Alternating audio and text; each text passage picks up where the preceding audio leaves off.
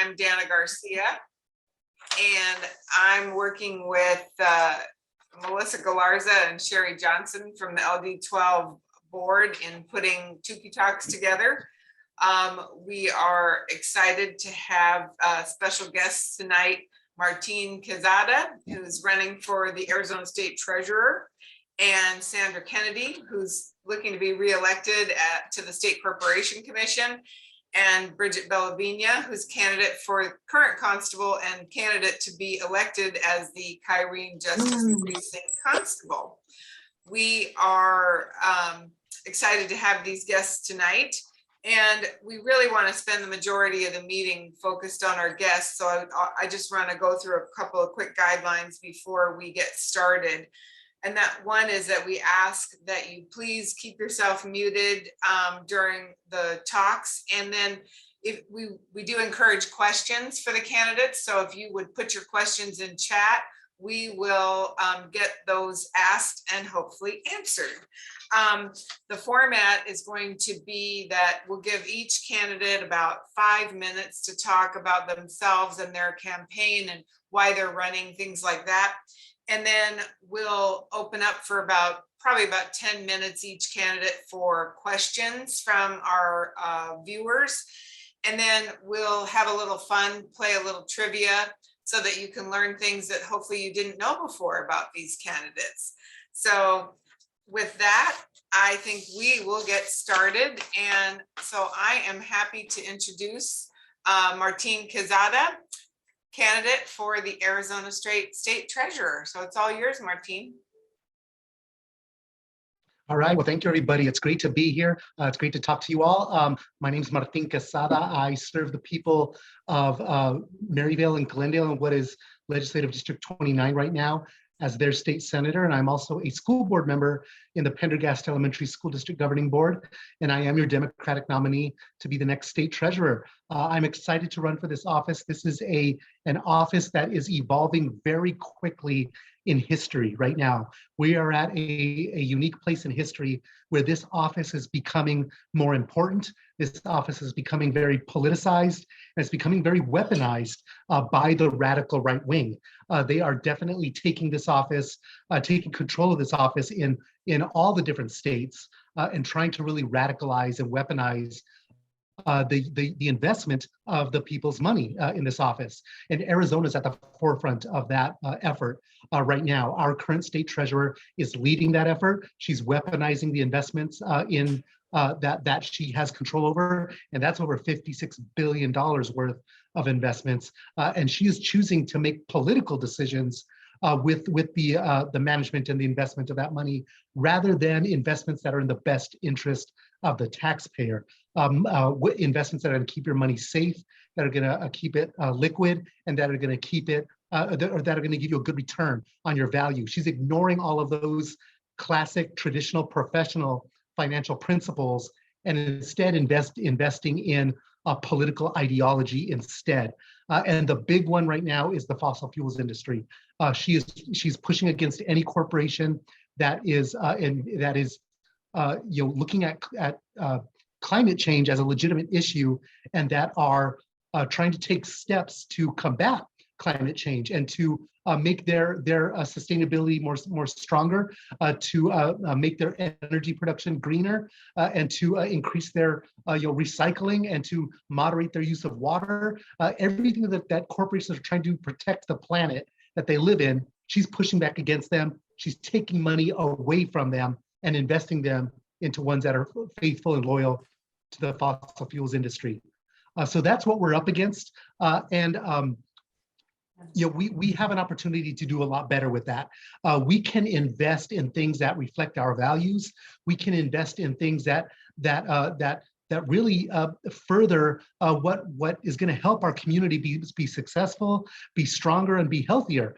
And at the same time, those investments are actually much better financial investments as well. They bring a greater return on the investment if you are investing in cleaner energy, if you are investing in corporations that respect diversity and respect paying workers a living wage, and believe in paid family and medical leave, and that believe in diversity, things like that. Those are actually stronger investments, and you make more money when you invest in that way. So not only do we need to take control of this office to protect our planet and use the power of our money to protect our planet, but we also need this office because our money is literally being given away when we aren't investing wisely and we're not using sound investment strategies to invest our money. And lastly, I believe that the Treasurer's Office should be a voice for the people of Arizona. This is a platform that you have as the Chief Financial Officer of the state of Arizona. You should be a voice for the effective and the responsible use of all taxpayer dollars, whether that's budget proposals in the state legislature, whether it's proposing universal voucher programs in our public education system, or now diverting that to private education, whether that's the receipt of ARPA funds from the federal government and the governor using those ARPA funds effectively or equitably, or whether it is the sale of public land to foreign nations to grow alfalfa and to drain our water so that they can feed their cattle. All of those things are uses of taxpayer dollars and are uses of taxpayer money. And the treasurer should be speaking out about all of those things so that we can be better at using our taxpayer dollars. I intend to do that. I intend to use that platform. I intend to be a voice for you for the effective and the responsible and really the fiscally conservative use of our taxpayer dollars. And as we all know, Democrats are just better at money management anyway. And so this is an opportunity for us to speak on that, to give those financial issues a platform, and to speak about all of the things that we care about as a party and as a people from a dollars and cents perspective. And that's one aspect, I think, of our politics that is missing, or that isn't as strong as it should be. So with that, I'll close just by saying that because this office flies under the radar and it doesn't get a lot of attention, there's not usually a lot of polling that's done in this office. But because of what's happening historically right now, a poll was just recently done on this very race, specifically on this race. And what it showed is that we are within striking distance of actually winning this office. And there's a pathway to victory if we have your support, if we have good turnout, and if we get the message out about what she's doing to irresponsibly manage and invest our taxpayer dollars. So I need you to talk to people about this office. I need you to be excited about this office, and I need you to tell them to support Martín Quezada for state treasurer. So with that, I'd love to take any questions. Great. Thank you, Martine. That was very helpful. There's one question already in the chat that asks if there are any guidelines in statute about how the state's money can be invested, and if not, shouldn't there be? Yeah, great question. There is, but those guidelines are actually pretty wide. The legislature sets those guidelines, but the treasurer has a lot of authority in how that investment portfolio is created and what decisions he or she makes in what we invest in, and for good reason. The treasurer should have that authority to make those decisions. What's happening right now is our current state treasurer is actually by choice limiting what she can invest in by eliminating from consideration all of those corporations that are doing good by our climate and doing good by the communities they live in. So the treasurer has a lot of power into creating that portfolio and to making those investment decisions, and that's good. There is a board of investment that the treasurer works with. It's a 5-member board. The treasurer sits on that board. The governor appoints 2 members, and the treasurer appoints the other 2. So again, the treasurer essentially has a lot of power to make these decisions about how to invest that money. Okay, very good. I'm not sure this is in the treasurer's purview, but the treasurer have any influence over whether there should be higher property taxes to put more money into public education? I believe that the treasurer should have some input on that. Obviously the funding of nothing impacts our economy more. Well, probably water does, but other than water, nothing really impacts our economy and the sustainability of our economy and the sustainability of our financial situation as a state, other than our education system. So I believe that the treasurer should be speaking out about how we are funding public education and whether we are doing an effective job at that. And I can tell you, obviously, you all know this, but right now we're not funding public education nearly the way we should be. So again, this is a platform that the chief financial officer of the state of Arizona could and should be using to talk about in dollars and cents terms why we should be investing more in public education and how we should be providing that funding. And so the treasurer does have some indirect roles in that, and I believe some very direct roles in that as well. A perfect example is Proposition 123 that was passed a few years ago that settled the education lawsuit for the funding of our schools. And it was the state trust lands fund that was tapped into to provide all of that funding to our schools. That proposition is going to expire at the end of the next treasurer's term. So the replacement of Prop 123, if there is one, the next treasurer is going to have a very large role in those discussions about how do we replace those billions of dollars that are going to our schools now that's going to expire at the end of these next 4 years.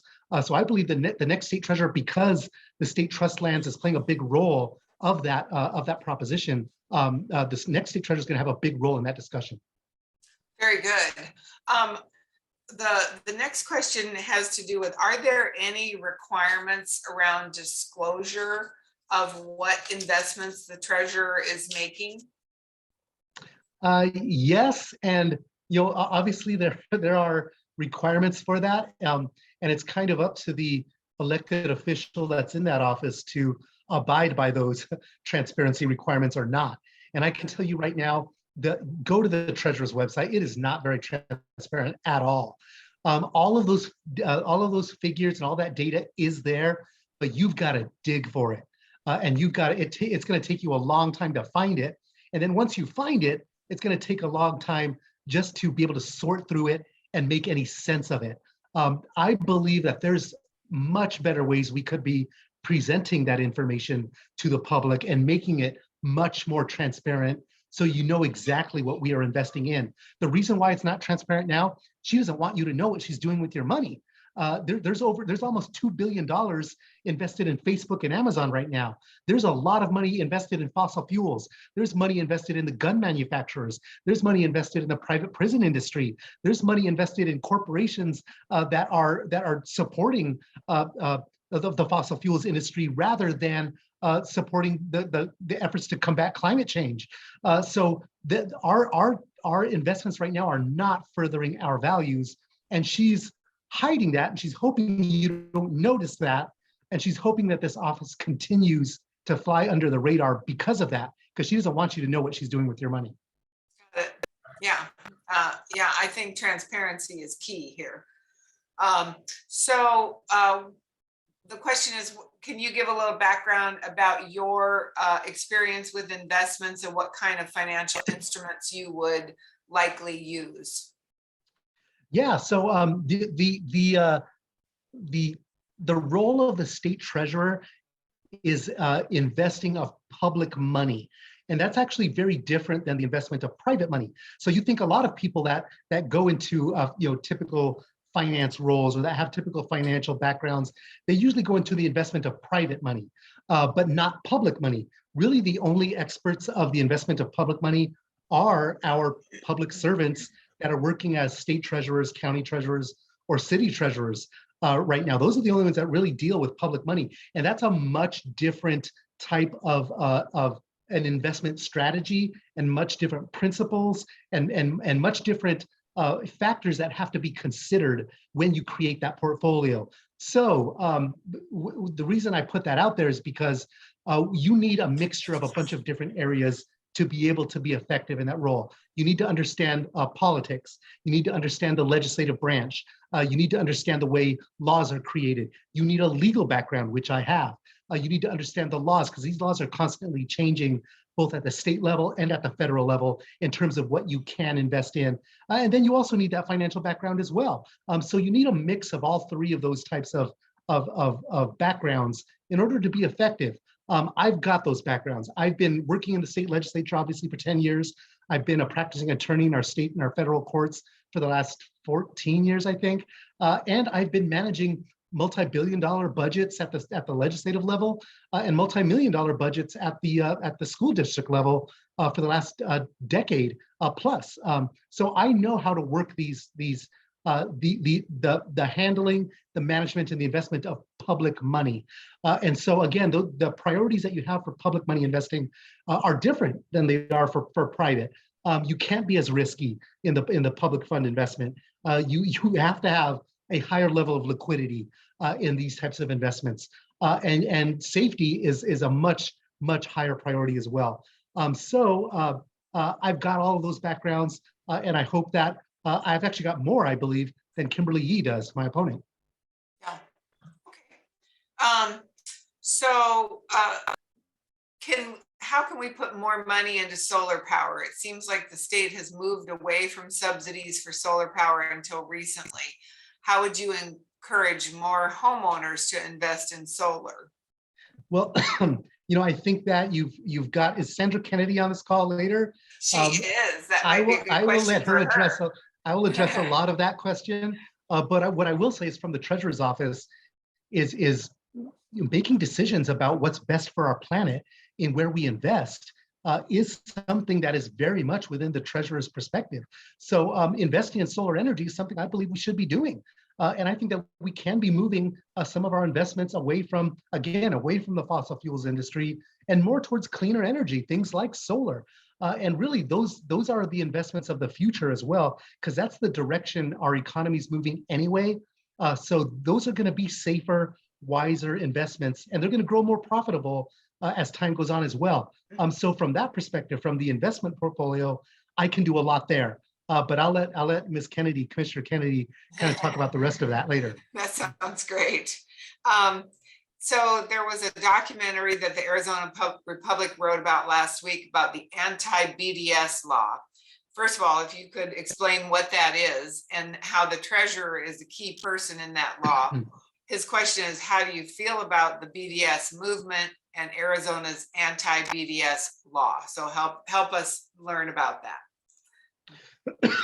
Yes, so there was an anti-BDS law that was passed, and this is actually can be a long conversation, but it was passed by the state legislature several years ago. That law had some serious constitutional problems with it. It got challenged in court, and it was struck down by the court. And basically it was found unconstitutional. It violated the First Amendment, the right to free speech. Martine, would you mind saying what BDS is? Yeah, so BDS it stands for boycott, divestment, and sanctions. It's basically, it's a form of protest is what it is. And so that can be applied to anything, really. It can be applied to corporations. It can be applied to nations, which was the case here. It can be applied to politicians. It can be applied to anything. Any type of boycott. You think of the farm worker movement with no grapes. You think of the Super Bowl here in Arizona, when the Martin Luther King holiday. All of those were forms of boycott. And so what this law did is it prohibited boycotts for one certain entity, and that was the nation of Israel. And so, regardless of that, that subject matter, whether you're a supporter of Israel or not a supporter of Israel, I hope we're all supporters of everyone. But regardless of how you feel about that, the constitutionality of that type of a prohibition was very clearly a violation of the First Amendment. And so that law passed. It got struck down by the courts. And what it did was it prohibited the treasurer from investing in any corporation that was boycotting the nation of Israel. And so she divested from one of those corporations recently, and that was she made a big issue of that in the press. And so this movie was really just an evaluation from a legal perspective about that law, about its constitutionality, and about the evolution of bans on boycotts in general, and how those are spreading in state legislatures now. And in fact, just this last year, there was a model bill that was modeled after that one that would have prohibited the boycotting of gun manufacturers, and that would have prohibited the boycott of gun producers. And so these types of anti-boycott laws have serious First Amendment problems, yet they are continuing to spread throughout all different types of issues throughout our throughout politics. And so it's a problem. And so the movie really just focused on the constitutionality of it from a legal perspective.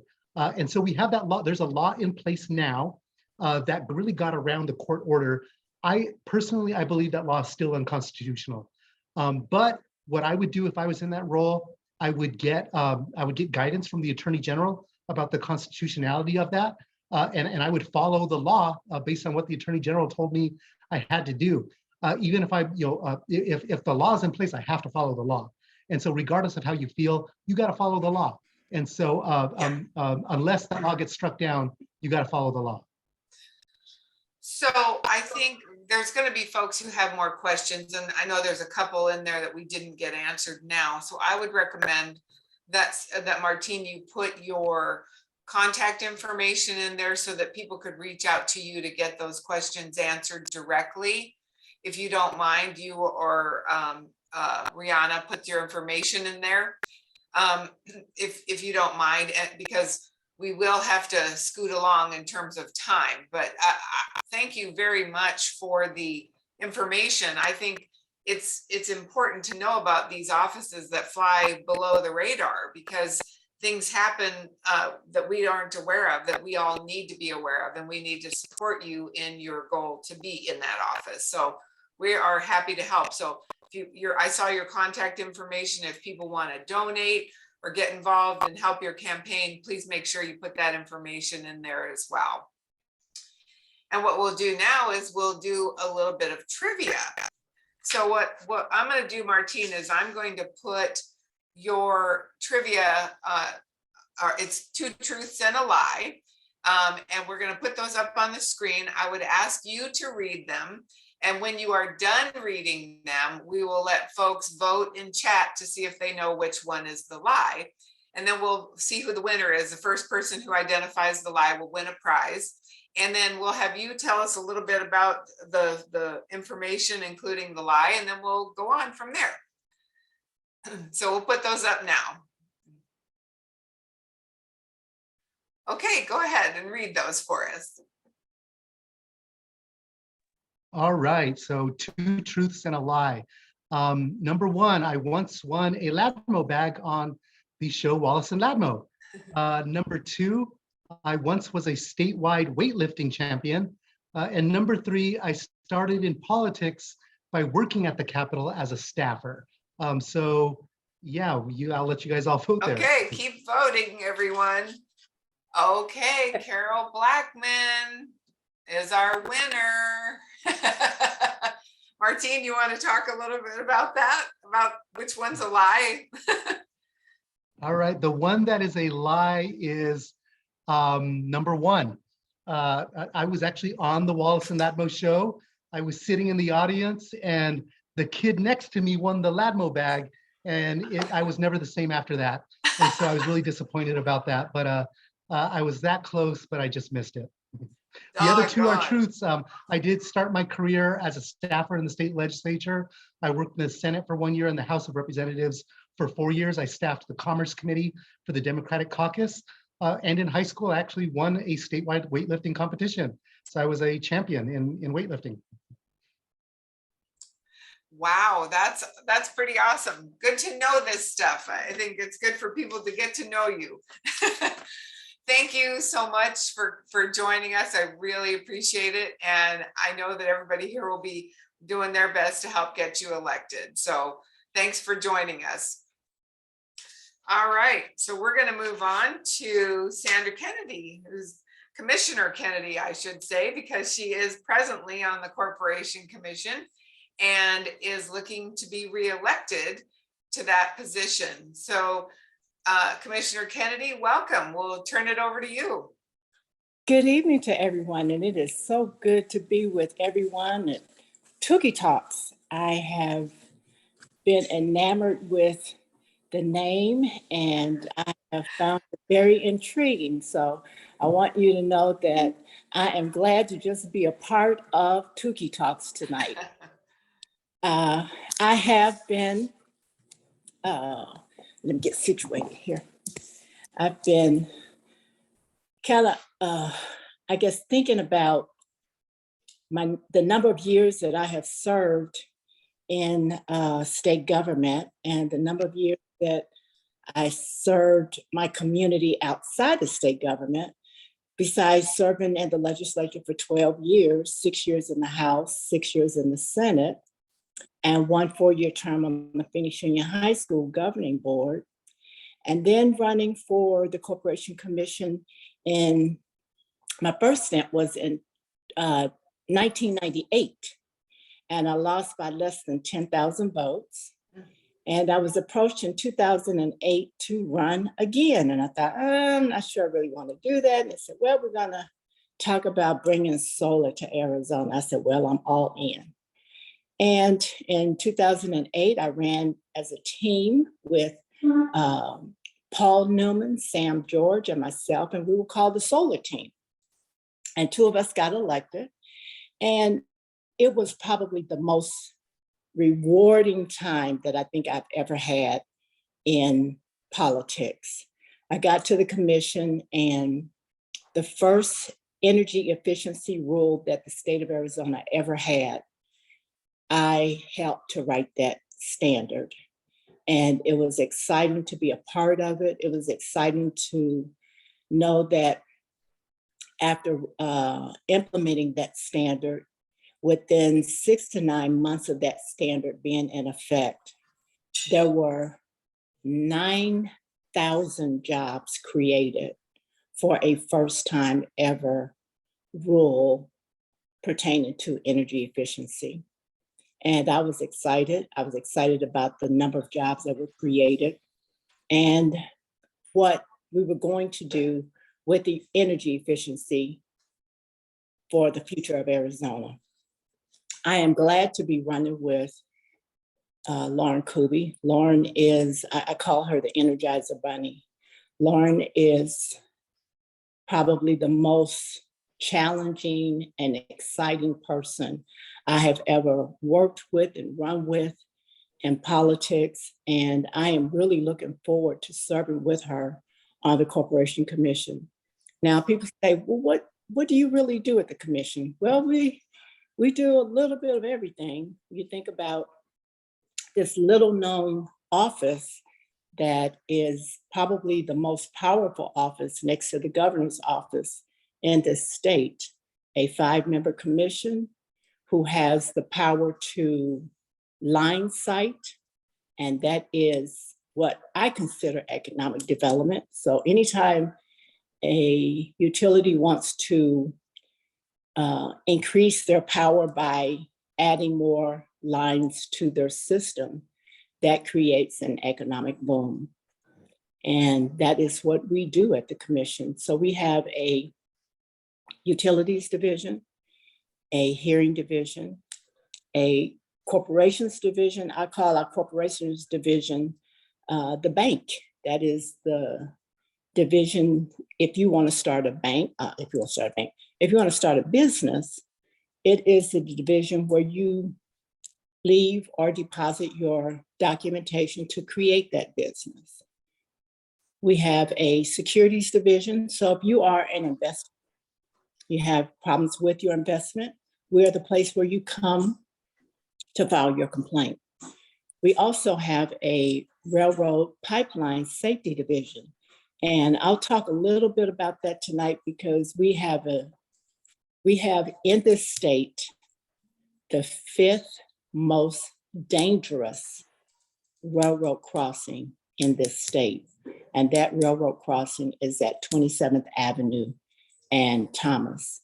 When I got back to the commission in 2018, I profusely worked really hard to make sure that that intersection really got some attention. And it got a lot of attention, but not good attention, because there were death after death after death at that intersection. And yesterday we had another fatality. The reason we aren't able to move and do something about that intersection is the city of Phoenix plays a huge role in what we do, how it's done. the city engineers will have to create a draft of how we repair that intersection to make it safe. So I have been working on it since 2019. Here we are in 2022 and another fatality. And we had a fatality earlier this year. So I will continue to work to make sure that Arizona is on the map for good things and not the most ugly or bad things. We are at the commission, again, I'll go back just a little bit because we deal with water companies and we deal with 300 plus small and large water companies. And when companies want a rate increase, and that includes gas and electric, they come to the commission and we hear their cases. We take testimony, we hear both sides of the issue. We hear from stakeholders, we hear from staff. Staff make recommendation, but the final decision is the commission's decision to decide whether or not that utility gets a rate increase. In a 5-member commission, there are only 2 Democrats who sit on the commission. There has not been a Democratic majority in 3 decades. It is time to make that change. And I know that you all have been working very hard this election cycle to make sure that Democrats like myself, Senator Quezada, Chris Mays, Lauren Kuby, and Katie Hobbs get elected. And I won't leave out the senator, Senator Martelli. But Democrats up and down the ballot need to get elected because it is our democracy that is at stake this election cycle. And we need to continue to work as hard as we can to make sure that if you're not starting at the top of the ballot to vote, start at the bottom of the ballot and work your way to the top. I think I'll stop right there and allow you to ask me some questions. I think that this little known entity that I sit on, again, is probably the most powerful entity that affects everybody on their daily life, in their daily lives. And I say that if you flip your electric switch, we regulate it. When you turn on your water spigot, we regulate it. When you cross a railroad track, we regulate it.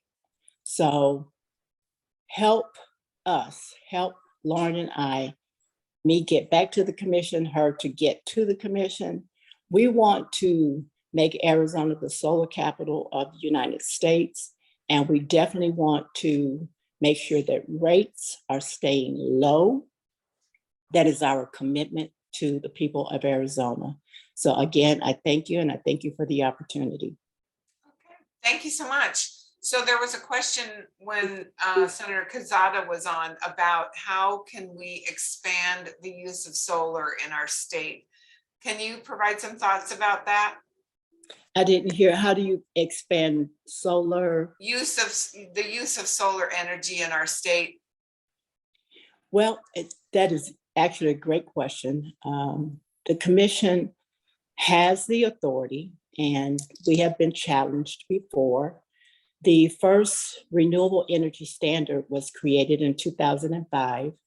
Bill Mundell and Chris Mays were on the commission at the time, and they created the first renewable standard that Arizona had. And that was that they had to, each utility had to have at least 15% renewable energy in their mix by 2020. Well, 2020 has come and gone. Our renewable energy standard was not reinstituted. We could not get enough votes to pass it to continue the rule. And I think that's what it's going to take for Lauren Kuhn and I, when we get to the commission, when I get back and she gets there, is to sit down and really have a conversation about how we move Arizona and what our standards should look like. And yes, we should have renewable energy. We should, if you're flying in a plane, and I say this all the time, if you're flying in a plane, when you're looking out the window, we should see a sea of solar power in the state of Arizona. Thank you. Next question is, are you in favor of expanding the number of members of the Corporation Commission? Well, we are a 5-member commission. It actually got extended back in 1997, I believe it was, because the first time that it was a 3-member commission. And then in 1998, in that election cycle, is when it became a 5-member commission and the terms were staggered. So this election cycle, there are 2 seats open. In 2024, there will be 3 seats open. So the commission has been enlarged by 2 members. And that was recently in 1998. Got it. I want to go back to the solar question because there is another question related to that. And that is, they would like to hear your thoughts on rebates and incentives to add solar to more community homes. Well, I am definitely in favor of incentives. I think that incentives encourage people to participate in programs that they probably would never participate in. I think that if you are a power generator and you are generating power through your solar panels, why don't you get paid for that power that you generate? Because that is power that is going directly to the grid. That power actually keeps the utilities from having to build new infrastructure. And it has saved those utility companies millions of dollars in new infrastructure. So I support it and would love to see it come back. It went away under the Republican, all 5-member Republican regime. So I'd love to see incentives and what we consider payback for powering solar to the grid. Very good. Next question, is SRP under the control of the Corporation Commission? And if not, why not?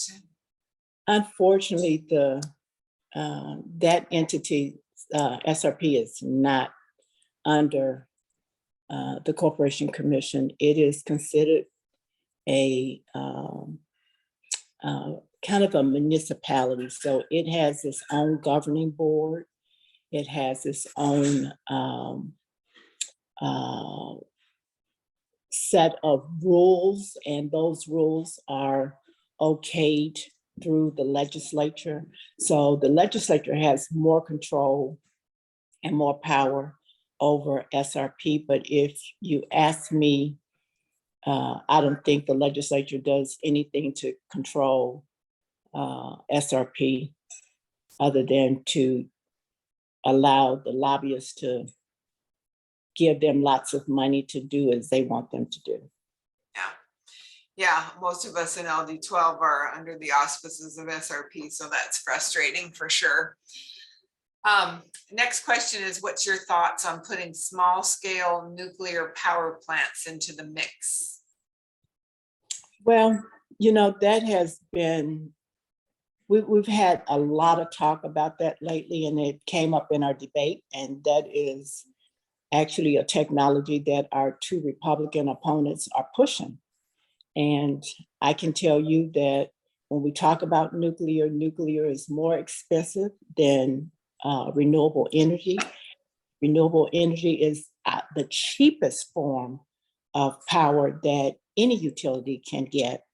In fact, when we held the APS rate case last year, and the question was raised to the CEO, and he said the reason that they have gone to more solar generation is because it is the cheapest power that they can get. You know, we're talking about small modular nuclear generation. We're not talking about a technology that we can implement today. And that technology is still under research today. You're looking at probably 15, 20, maybe 25 years from now before you can actually know whether or not those small nuclear generators will be efficient enough to power, and that you're not paying billions of dollars to have them constructed, and the ratepayers are going to pay for it regardless. Right. Okay. Arizona is only one of 14 states that has elected members of the Corporation Commission. Can you talk about why it's so important to have elected commissioners versus appointed? I'm glad you asked that question. You know, I think about kind of our sister states around us. California, their Public Utilities Commission is appointed by the governor. Nevada Public Utility Commission is appointed by the governor. Mexico Public Utility Commission is appointed by their governor. And Arizona, thank God, and fortunately, our forefathers, when the Constitution was being put together here, saw fit to protect Arizona ratepayers and protect Arizona from the big oil companies, and saw fit to put it in the Constitution. I consider Arizona Corporation Commission the fourth branch of government. And again, our Republican opponents don't think that we are the fourth branch of government, and that the legislature should put our rules together and tell us what to do.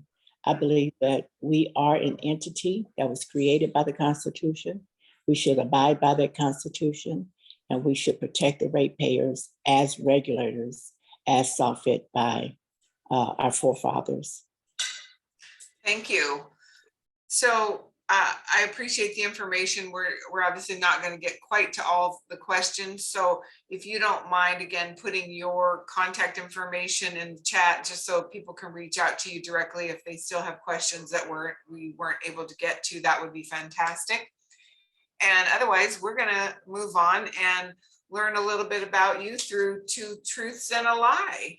So when we're going to put up the information, and if you don't mind reading them once we get it up there, and then everybody wait to vote until Commissioner Kennedy is done reading the three items on the screen.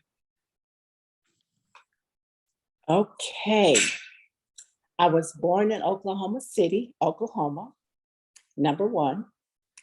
Number two, I am a mother, a wife, and a grandmother.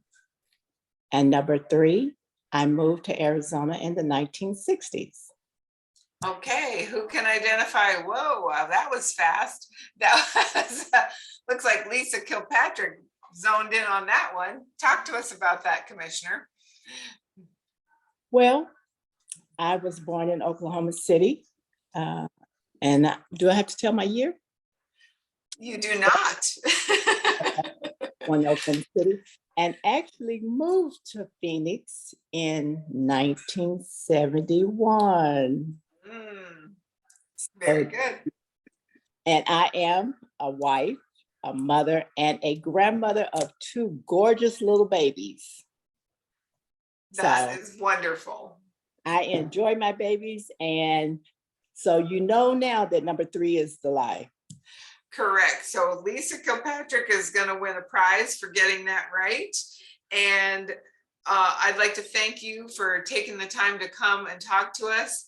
I think that, again, as was with Senator Quezada's remarks, we hate having these races be under the radar. They need to be above the radar so that we can be sure and have everyone be involved. As a matter of fact, we are having an event in LD12 tomorrow night called Bottoms Up, because we want people to vote from the bottom up of the ballot and hit every single race as they fill out their ballot. So we know how important it is. We want to make sure everybody does. So thank you so much for coming to join us. And I want to thank you again for all the hard work that everybody is doing. You all are doing fabulous work. I see everything that you're doing. As a candidate, I am very appreciative of it. And thank you so much. You are so welcome. Thanks again. All right. Well, we're going to move on to our next special guest. Bridget Bellavigna. Bridget is running to be our constable for the Kyrene Justice Precinct. And Bridget, take it away. Hello, hi everybody, good evening. I'm going to tell you a little bit about who I am, what I do, and why I'm doing it. I'm a first-generation American, United States Navy veteran, and Arizona small business owner. I grew up in Manhattan as the daughter of an Italian and Puerto Rican parents. Aside from New York, my family lived in I don't want to really mess up your surprise questions at the end, but I don't know what you chose. But I've lived in several different places in the world as we grew up. I enlisted into the Navy in 1980 and was trained to work in aviation electronics. I worked as a flight captain and aviation electronics technician on A4F fighter jets until 1984 when I was honorably discharged. I went on to thrive in several different areas of business, from Department of Defense contractor, working on tanks, helicopters, and airplanes, to a decade of putting shows together in professional broadcast productions and live events. I now own a real estate brokerage and property management company and have been a small business owner for over 16 years. This professional experience has provided a great deal of depth and knowledge about writs, evictions, and the handling of personal property, which is what I'm doing now. As such, I believe I'm very well suited to serve as constable, and I offer sound judgment, an ethical approach, and strong organizational skills that would be useful in fulfilling the responsibilities as a Kyrene Justice Constable. Throughout my career, my ability to interact with people from all demographics in a positive manner has been consistently demonstrated. I'm an Emerge Arizona alumni and a Veterans Organizing Institute alumni, and I'm also an organizer for Common Defense, which is a progressive veterans organization, and I'm a member of Vets Forward and a member of Team Rubicon. And I'm also a precinct captain in LD12. So that was a little bit about me. So what is a constable? A constable is the public persona of the justice courts. We serve court-ordered documents to our local constituency. A constable loves their community and strives to treat their neighbors with kindness, compassion, and respect. When I go and serve an eviction, summons, subpoena, I never bring good news, and usually people see me on some of their worst days, and treating people with compassion and respect is incredibly important to me. As an elected officer of the justice system, a constable is charged with serving criminal and civil papers and enforcing court orders. We have the same legal authority as a county sheriff, but generally only work within our own precincts. And our primary duties are executing and returning writs of possession or restitution, which is evictions. We serve orders of protection and orders prohibiting harassment, which is also called an order of injunction. And then we serve criminal subpoenas and civil subpoenas and summons. Anyone getting a visit from me as a constable is not going to be having a good day. We're typically messengers of bad news. And my intent is being of service to my neighbors by treating them with respect and dignity. I believe most people are in trouble because they don't know the resources to help them keep in line with the law. And I plan on working and have been working with the constituency to ensure they know what resources are available to them. If we between me and the property management and all of us as a team, if we can keep a tenant in a property and get the landlord paid, it benefits all the parties. Evictions are expensive for everybody involved, and if they can be eliminated or moved and put to where somebody pays their rent and gets to stay, it's beneficial to everybody involved. I am level-headed. I communicate with people well, and I'm an optimist by nature, and we'll try and find the best scenario in every situation. I believe a constable has a duty to do everything they can to serve the people of their precinct in a way that is legal, ethical, and unbiased. But I also believe it should be in a way that's compassionate, nimble, determined, and just. Why do I do this? Our country's been teetering on the brink of losing our democracy for the last 7 years, if not longer. And I really believe it's been longer. In my opinion, part of the reason for this threat to democracy has to do with career politicians feeling like they have tenure to do what they want to whenever they want to. People don't run for office, and that ends up becoming a problem for the rest of us. I believe our country should be run by the people, for the people. As Lincoln said, government of the people, by the people, and for the people shall not perish from earth. And if we're not careful, we're going to have some problems. If we, the people, do not serve our country, we will be forever stuck with career politicians, and our country as we know it will perish. I strongly feel the calling to be of service to my community, and I'm a strong believer in the principle of service before self. I will do all I can to honor my oath to defend our democracy against all enemies, both foreign and domestic. And it's the oath I took over 40 years ago, and one I took when I accepted the appointment for Kyrene Constable. I will work with the Kyrene precinct constituency to ensure they know what resources are available to them, and do all I can within the law to try and help people as much as I can. And with that, I'm going to open it to questions. And I'm happy to be here. And I also want to thank all of you for doing Tukee Talk and everything that you guys do. Your whole organization is amazing, and I'm thrilled to be involved with you guys. So I'm really thrilled to be in your precinct. So Well, thanks, Bridget. So one of the questions is that you recently were appointed to be the constable to fill a vacancy. Would you talk a little bit about that process that you went through to be named as the current constable? Sure. To be named, what ended up happening is I'm the third constable in this term. The first constable, Ken Rennie, I guess, had to resign within the first couple of months of him being elected in 4 years ago. Ben Halloran took over as constable for him, and then he resigned in December. What ends up happening is when somebody resigns, the Board of Supervisors, Maricopa County Board of Supervisors, has to appoint somebody to fill the position. And typically they have to appoint somebody in the same party as the person that originally won the office. And to be appointed, we had to write a letter as to why we wanted it, an explanation of who we are, and then submit it to the Board of Supervisors. And then we did an interview with at least 2 of the boards, and I spoke to the presiding constable as well.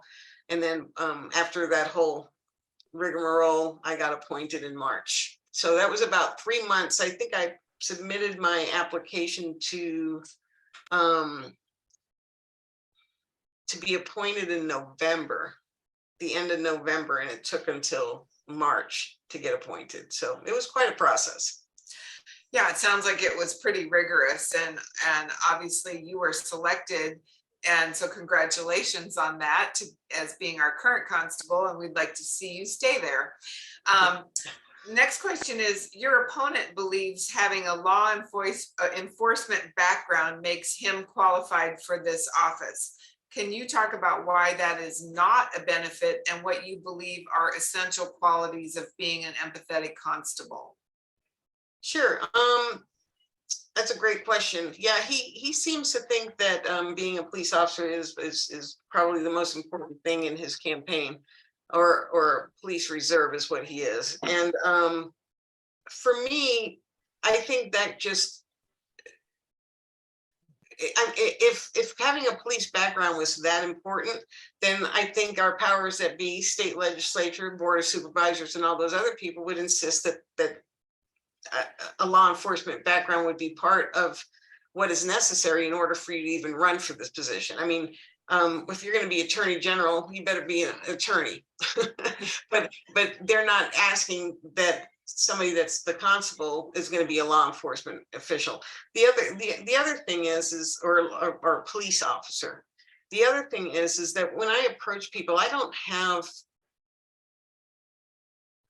any preconceived notions of who I'm running into or what's going to happen. I haven't been trained at that level, which I'm sure has its pros and its cons. But for me, my main goal is to diffuse the situation as soon as I walk in the door, and not walk in there like I am a police officer and I'm ready to in any kind of aggressive way. My goal is to try and be more compassionate and kinder and explain to them what's going on. And I mean, if you looked into some of these people's eyes when you're asking them to leave their homes, I mean, they're petrified, and you don't have to be a mean or be aggressive or be threatening to make these things happen. I mean, they know they have to go, they know what's going on. And for me, I think it's more important to be more, I guess a good way to put it is more like the old days of when law enforcement used to walk the streets and they knew everybody in the neighborhood, and you're more of a neighborhood official versus a police officer and a law enforcement officer. And if a law enforcement background was specified, I think that would be something that they would ask to have as a backup. So yeah, agree. Lisa would like to know, how does your background assist you in your interaction with people, and is that beneficial? Well, I've been a property manager since 2008. I've been in real estate since 2004. I've worked with a lot of people. I understand how property management works. I understand leasing. I understand tenants. You really can't fool me with anything you're going to tell me, because I've been doing this for a long time. So also because of that, I mean, I don't know if anybody's been catching any of my columns for Constable Corner on the Tukee Foothills News, but I've been explaining some of the things that we do and why we do them. And I also trying to explain to tenants, if I try, especially in homes, go to people before the eviction day and explain to them exactly what's going to happen, how it's going to happen, and what they can do to avoid it. A lot of people don't understand that if they just turn in their keys, they don't have an eviction for 7 years on their record. They might have a judgment and they might owe money, but the eviction isn't going to stick with them for that long. So I try and encourage people to do what they can do to make their future better, even though they're getting evicted today, or they're going to lose their home, or they have to leave. There's ways they can handle it where it doesn't affect them for the next 7 years of their life. And I try and give them as much information and resources and stuff to help them out in that way. Yeah, that's really important. And so one other question is, what kinds of resources do you provide to folks, whether it be an eviction situation or some other situation?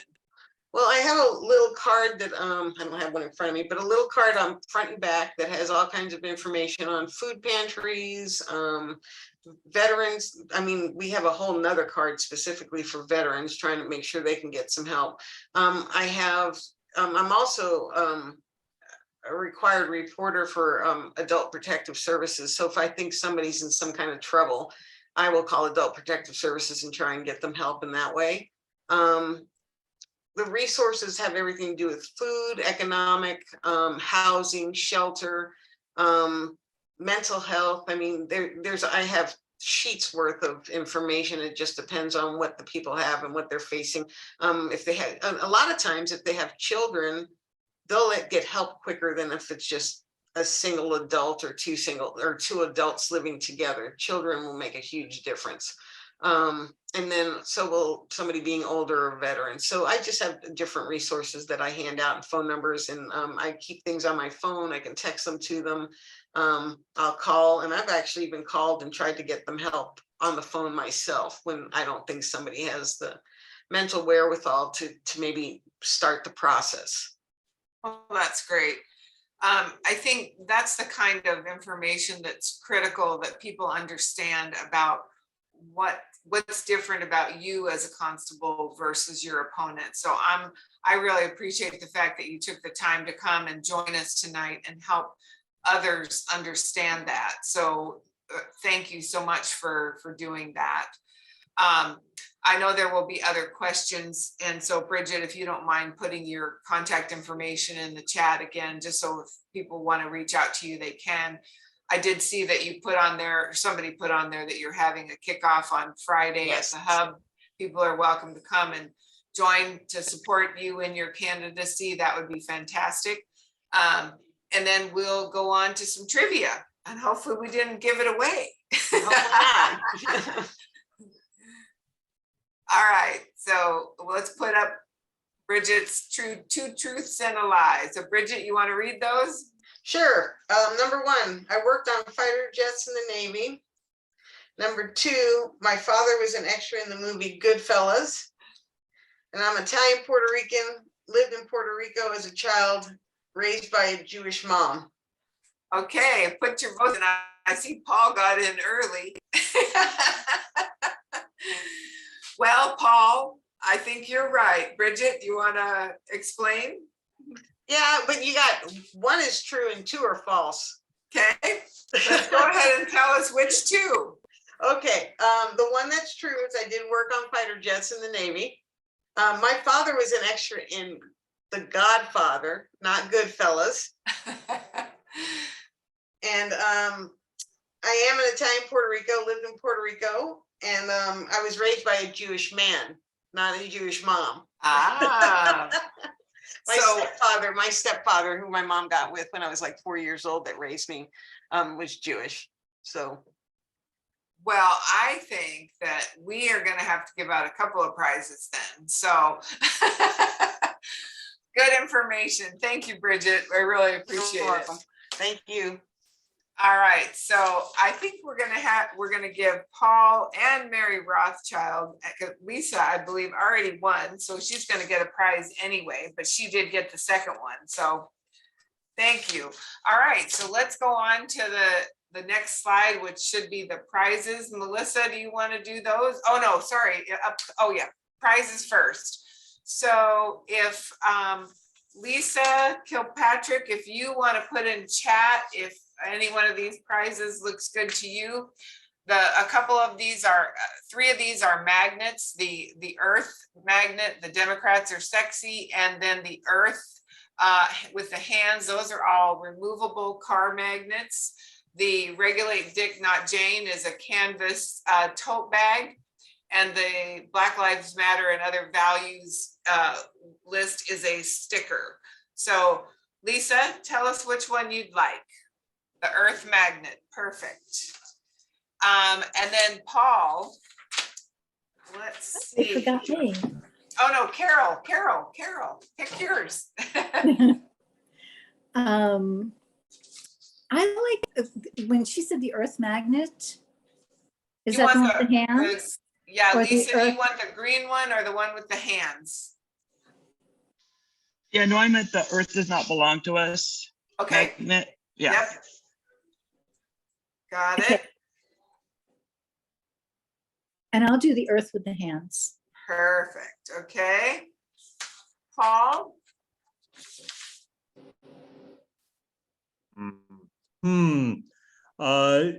I'll do the Dems are sexy, but you know what? If I jumped in early, that was my bad, and you should pass it on to Nancy.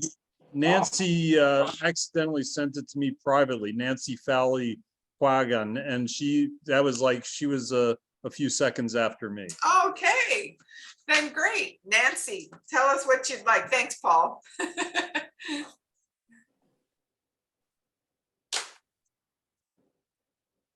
I think she's gone.